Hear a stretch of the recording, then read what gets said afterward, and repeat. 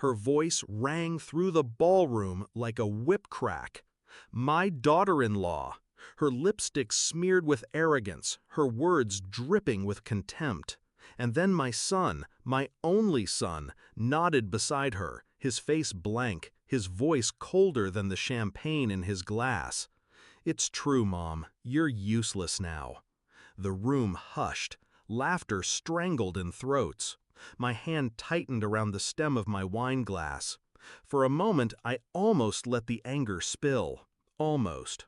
But rage is a weapon best concealed.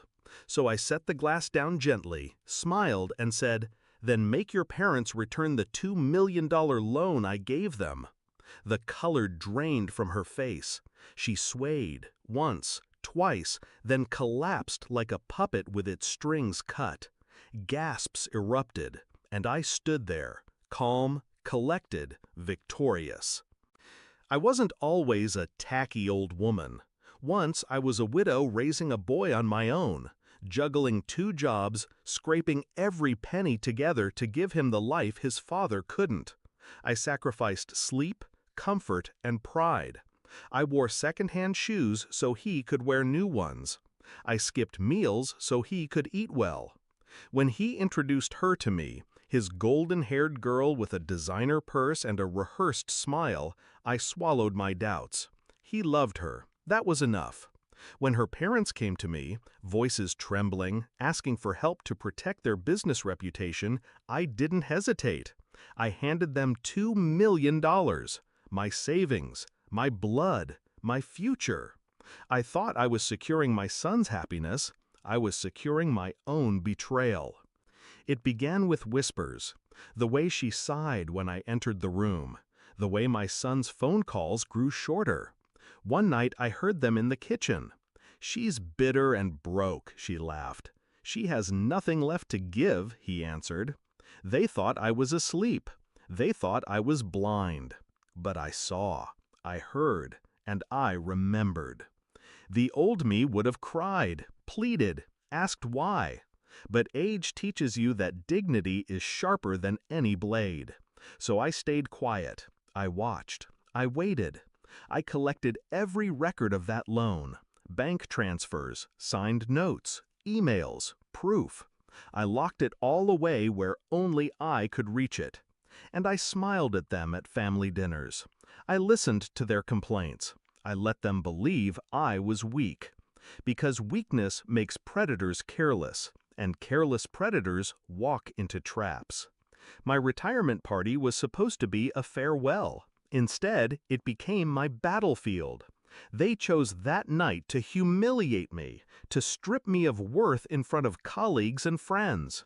"Tacky old woman, you're just bitter because my parents have money," she shrieked. The hall went silent, glasses frozen mid-air.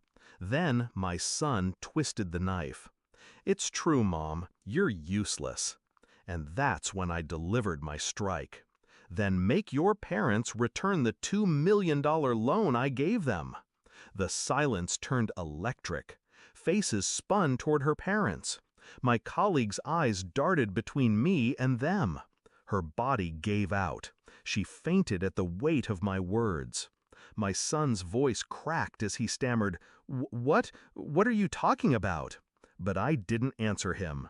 I didn't need to. The evidence was ready. The witnesses were watching. The humiliation was complete. I walked to the microphone. My heels clicked against the marble floor. "My sons-in-laws," I announced, "owe me $2 million. Money I gave when they were drowning in debt. Money that kept their house standing and their reputation intact." The crowd gasped. Her parents froze like statues. "And tonight I was called useless," I continued, "by the very mouths that fed on my sacrifice." Murmurs rippled. Some shook their heads. Some glared at my son. And I saw it. The shift. Respect sliding away from him. Sliding toward me. He tried to speak, but his wife's parents grabbed his arm, their faces white with terror. They knew the storm I had unleashed. The fainting daughter-in-law was revived with water. But shame doesn't wash off so easily. She couldn't meet my eyes. Now, alone in my house, I replay it. The moment her knees buckled, the way my son's voice trembled, the faces of her parents as their empire of lies cracked open. I don't feel guilt, only clarity. They thought I was powerless. They thought my silence meant defeat. But silence is not surrender. It is preparation. And tonight, I reminded them who I am. I am not tacky. I am not bitter. I am not useless. I am the woman who saved them when no one else would, and the woman who can bury them when I choose. They will never forget it, and neither will I.